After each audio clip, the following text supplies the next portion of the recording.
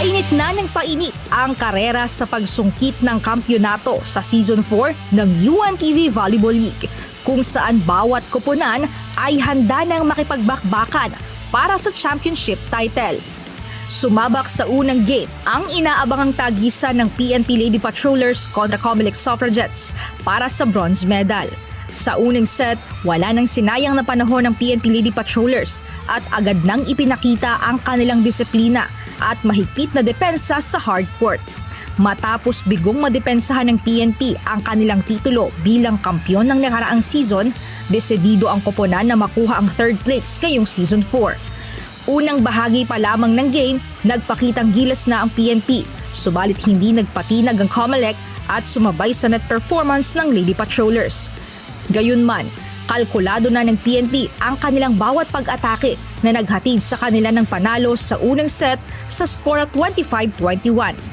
Sa ikalawang set, mas lalo pang lumawak ang lamang ng Lady Patrollers, kaya't hindi na sila nagpakakampante at hindi na binitawan pa ang kontrol sa laro, hanggang sa tuluyang makuha ang ikalawang set sa score at 25-19.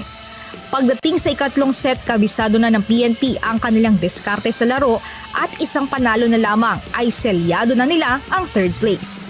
Sa kabila nito, hindi pinanghinaan ng loob ang Comelec at pilit na humabol sa huling bahagi ng game. Naging kritikal para sa PNP ang third set na naghatid sa laro sa extended set. Pero sa kabila ng matatag na depensa ng Comelec, hindi ito naging sapat para talunin ang determinadong laro ng PNP. Bagamat bigo ang PNP na ilaban ang kanilang pagiging defending champion ng nakaraang season, napatunayan pa rin ng Lady Patrollers ang kanilang tibay at kakayahang makatapos sa podium sa pamamagitan ng isang matatag na pagtatapos sa torneo.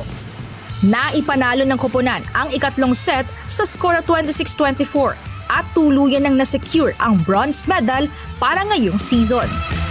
Well, masaya kami kasi kahit papaano may bronze kaming nakuha ang medal. Thank you UNTV sa pagsali ng PNP Lady Patrollers.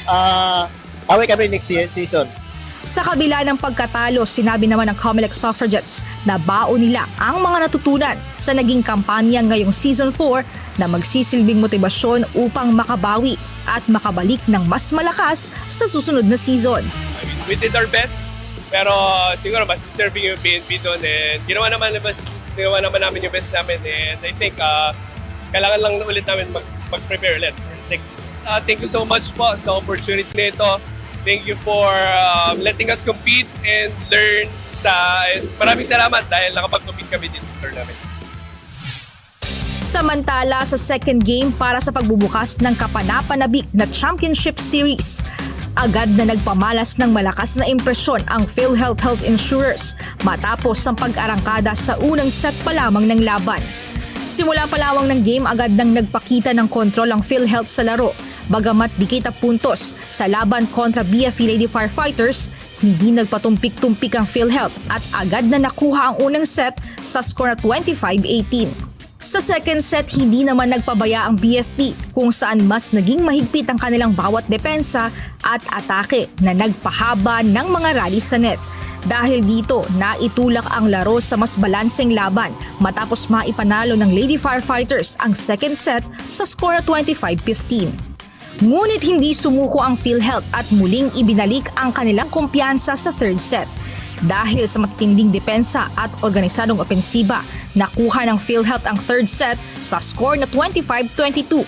Sa fourth set, sinubukan muling humabol ng BFP para itulak sa deciding fifth set ang laban, pero ipinakita ng PhilHealth ang kanilang katatagan sa mga kritikal na sandali ng laban.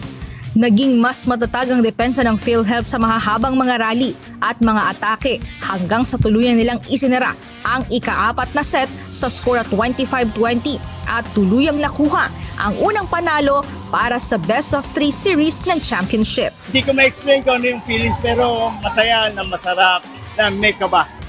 Dodoblin pa namin yung practice tsaka yung substitution ng mga player, dodoblin pa namin. Samantala, sa kabila naman ng setback, naniniwala naman ang head coach ng BFE Lady Firefighters na si FO1 Efraim de Maculangan sa kakayahan ng kanyang team na makabawi sa laban sa PhilHealth Health Insurers sa Game 2 ng gold medal match at mai-extend ang serye ng kampyonato sa Game 3. wag lang sila mag-doubt sa sarili nila. Okay, hindi pa tapos yung laban, game 1 pa lang to, may game 2 pa, may game 3 pa kami. Tatrabahuin namin, hindi kami magpapahinga. Okay, kailangan namin tiyagain yung laro kasi ang hirap kalaban. Kaya naman abangan sa July 12 sa PhilOil Arena ang susunod na sagupaan. Isang laban na posibleng tuluyang magbigay ng titulo sa PhilHealth sa torneo o magbukas ng pagkakataon para sa BFP na baligtarin ang sitwasyon. Kaya naman patuloy na tutukan na ang umiinit na sagupaan habang papalapit na ang paghirang sa bagong kampyon ngayong Season 4 sa nag-iisang liga ng mga public servants. Abangan ang exciting volleyball action via live streaming sa Facebook at YouTube channel ng UNTV Sports. Win in sports, win for charity. Mia Alonso, UNTV News and Rescue. Diyos ang aming sandigan, serbisyo publiko ang aming pinahahalagahan.